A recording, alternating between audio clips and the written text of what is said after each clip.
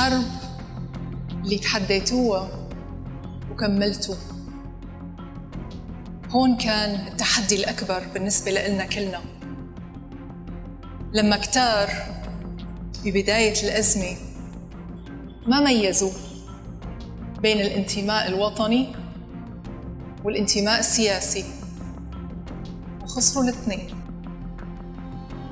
لما قيموا انتمائهم لبلدهم بمع أو ضد، لما اختلفوا على كيف بدهم البلد ونسيوا البلد نفسها، لما ضاعوا وكانوا رح يضيعوا كل شيء معهم وكمان خسروا كل شيء. إيما كما يدلعها البريطانيون، وأسماء كما أسماها والديها، فتاة لم تكن تعلم يوما ما أنها ستكون زوجة للرئيس السوري. فهي الفتاة التي ولدت لعائلة غنية وترعرعت ودرست في أرقى جامعات بريطانيا التي حصلت على جنسيتها وتخرجت من المتفوقين فيها، لتعمل في أكبر البنوك الأوروبية محللة مالية كما تصفها المواقع الاقتصادية، والرئيسة القادمة كما يقول الإعلام الغربي. زوجة الأسد وبنت الأخرس، أسماء الأسد، من الولادة وحتى الحكم.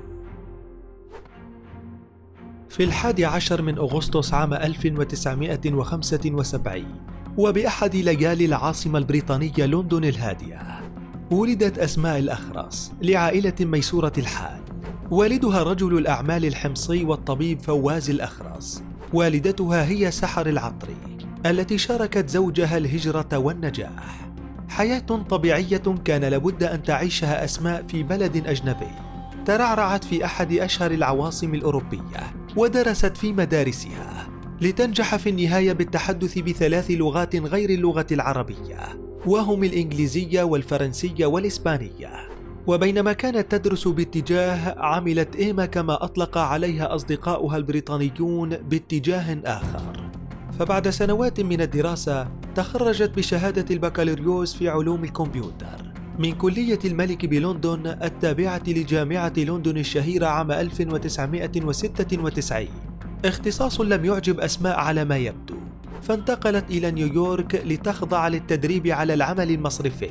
مكنها من العمل في بنوك أوروبية مرموقة مثل البنك الألماني وبنك جي بي مورغان، واختصت بمجال الاندماج والاستيلاء.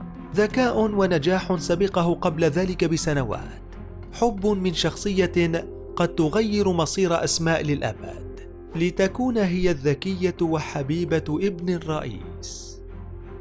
الفتاة التي تجمع بين الثقافتين العربية والبريطانية تعرفت في زيارة لها إلى سوريا عام 1990 على ابن الرئيس السوري السابق حافظ الأسد، وهو بشار الأسد، الشاب البعيد عن أنظار السياسة والإعلام حينها، والطامح لإكمال دراسته في جامعات بريطانيا، تاركا أخيه باسل مستعدا لوراثة العرش من أبيه. صداقة بين الطرفين بدأت من خلال بعض أصدقاء أسماء، واستمرت مع خروج ابن الأسد إلى لندن لإكمال دراسته في طب العيون، وهناك تعرف على والد أسماء الطبيب الآخر، ما وطد علاقته بعائلتها أكثر دون الإعلان عن علاقتهما أمام العائلة الحاكمة، كونها فتاة سنية على عكس العائلة العلوية. سنوات من التعارف في بريطانيا أنهاها اتصال هاتفي وصل لبشار عام 1995 يخبره أن أخيه باسل وريث العرش قد مات، وعليه العودة لدمشق للتجهز لتسلم الحكم. عودة أبدية لابن الأسد لن يخرج منها حتى يصبح رئيس للبلاد، في الوقت الذي كانت فيه أسماء تخط طريقها الدراسي والعملي مع زيارات خاطفة إلى سوريا لرؤية الحبيب كما وصفته الصحف البريطانية، بعيدا عن أنظار والده الذي رفض فكرة زواج ابنه منها لأنها سنية. طريق كان يعتقد أنه سينتهي عند هذا الحد، وستبقى إيما في لندن تعمل في البنوك وتساعد والدها على توسيع ثروته. لكن مفاجأة كانت بانتظارها بعد 5 أعوام لتنقلها من خانة الشعب إلى خانة العائلة الحاكمة. ففي 10 من يونيو عام 2000 وصل النبأ الهام لبشار الأسد.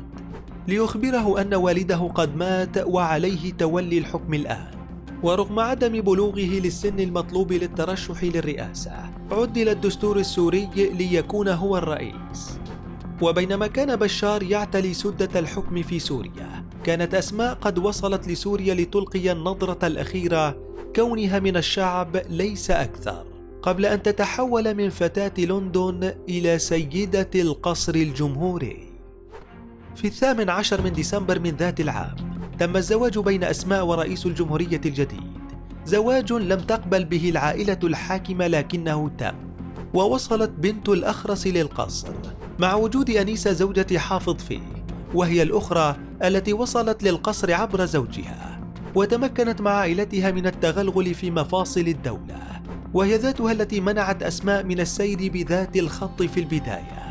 فمع أوائل تسلم بشار الرئاسة اتجهت أسماء لتأسيس منظمات ومؤسسات غير حكومية مثل مؤسسة الفردوس للتنمية وتطوير الريف السوري، وجابت عبرها المدن والقرى السورية ليعرفها الشعب أكثر كونها السيدة الأولى، وباتت تظهر مع زوجها في أغلب الزيارات الرسمية على عكس أنيسة التي سبقتها. شعبية جيدة حظيت فيها أسماء في أوساط السوريين، خصوصا في مواضيع تفعيل دور المرأة بالمجتمع، لكنها بقيت في الظل مع وجود زوجة حافظ في القصر. مرت السنوات سريعا حتى ثار الشعب السوري على نظام بشار الأسد، وبقي ظهور أسماء محدود للغاية مع استمرارها في بعض المشاريع الاجتماعية التي توقف الكثير منها خلال الحرب، وتحول البعض الآخر لطبقات محدودة من الشعب.